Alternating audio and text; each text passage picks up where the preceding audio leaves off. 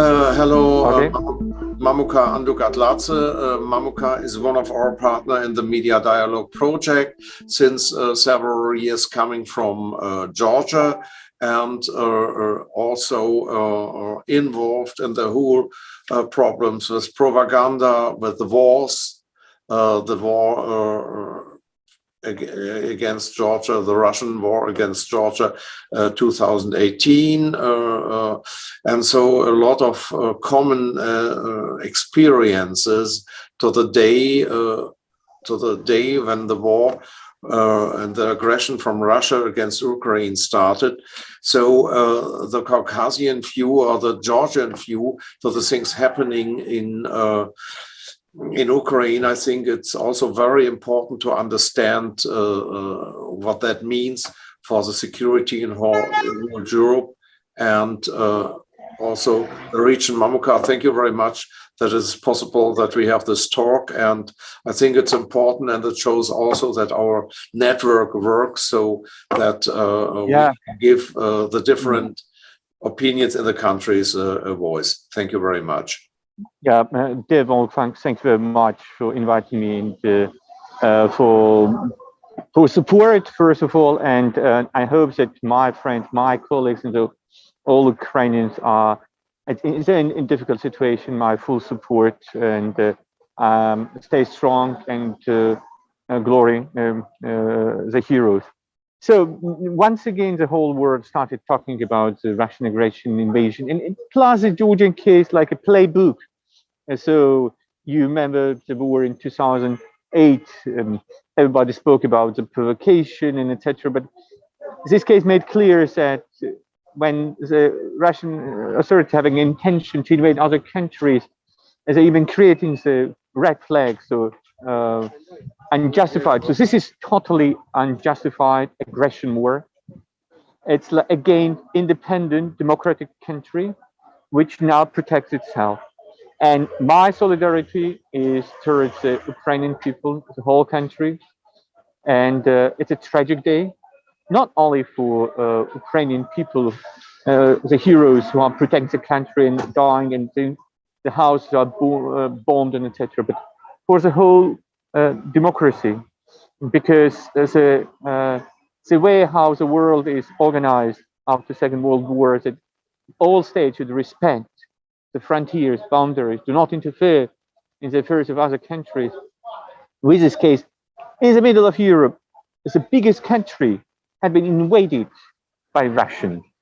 So that's why democratic countries should not only express the support, which is important, but also to provide the support necessary to protect themselves, to protect the people, to protect children, and to protect the country and democracy. And the future, I would say directly, not only Ukrainian people and Ukrainian democracy in the future, but also the Georgians are now in the hands of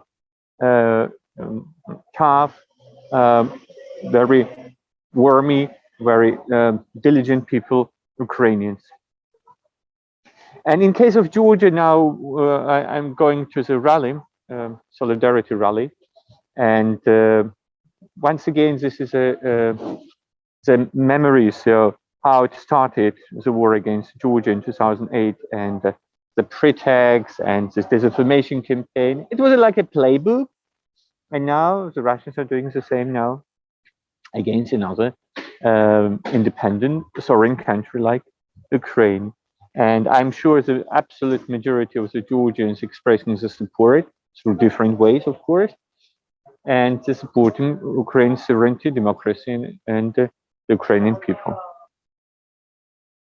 Yeah, the similarities between the things happening in Georgia in 2008 are rather also the argument was we have minorities and we have to protect the minorities and we have to protect them from their own state, from Georgia in this case, is makes very clear what's going on in the head of Putin to rebuild most of Soviet Union borders, the fear in Western Europe. And I think this fear is really substantial also on the Baltic states and in Georgia. What do you think does that situation, this war, this aggression against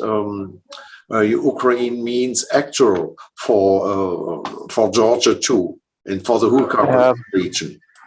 I mean, it started with Georgia in August, the invasion, and still 20% of the country is occupied, and almost on daily basis we're hearing that Georgian citizens have been kidnapped even from the territory controlled by the Georgian government. And the whole world once again recalled what happened in Georgia and the similarities. So we have to learn lessons, yeah? When it happened once and it have not been evaluated and assessed totally correctly. And it's clear that some countries have not taken consideration, have not learned the lessons, made correct assessment what happened in 2008.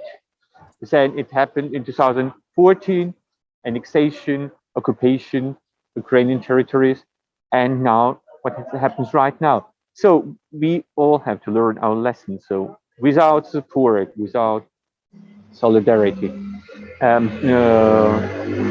now Ukrainian people are protecting not only themselves, but protecting other countries as well, the democratic values, and they're protecting peace. Because if this war will not be stopped, if the people will not be protected, there are many statements that Russia will not be stopped, and it's clear if we see in the look back what happened during the last 20 years.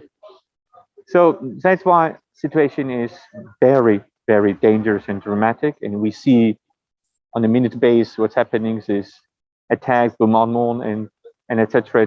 And solidarity and support to the Ukrainian people, because it's in the interest of all democratic countries and Western countries. And I think one important point to make all this possible is the propaganda and media influence and the brainwash of the people to tell them lies in a real as a package as a package of truth, and this is also a thing that Russian propaganda in whole Europe, in Georgia, but in Western Europe too, works since years, and also is working in Ukraine at the moment, and naturally in Russia. What is your view on this propaganda instruments of mass media control in Georgia, from your view, and under this war impressions from Ukraine? It's not the first time that I and my colleagues and other fact checkers or local international organizations, even within the framework of a media dialogue, we have discussed the threat coming from disinformation and propaganda, and the impact undermining credibility in democratic values, undermining the understanding and feeling that democracy is important, and plus increasing polarization,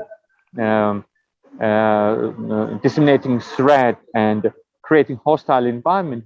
And in the age of digital development, one of the first steps of the attack, was a sign of the attack, was like disinformation campaign and cyber attacks, yeah.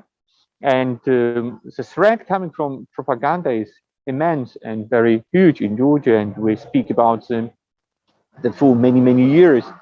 And these days now, established democratic countries are also facing these challenges. Just recently, after the regulatory authority asked Russian propaganda station to apply for a license, they have declared they're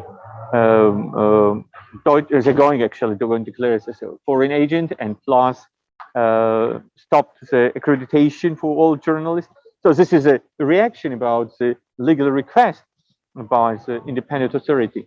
So, I mean, this is propaganda is one of the tool mechanisms of part of hybrid war, and you have to oppose to the propaganda, educate people, conduct as many dialogues, experience sharing as possible in order to take this into consideration. So, what was happening in Georgia early now happening in other countries as well, and it's not a good experience. So that's why importance of media freedom and professional media is more important than ever before, especially during these days. There's so many disinformation flowing through social media, creating the panic environment, and it's very dangerous during the war. Yeah. So that's why, as I said, it's very not only sad, very tragic days. And once again, I would like to express my support and solidarity to the Ukrainian people who are facing existential threats these days, these minutes, these seconds. Yeah, thank you very much, Mamuka.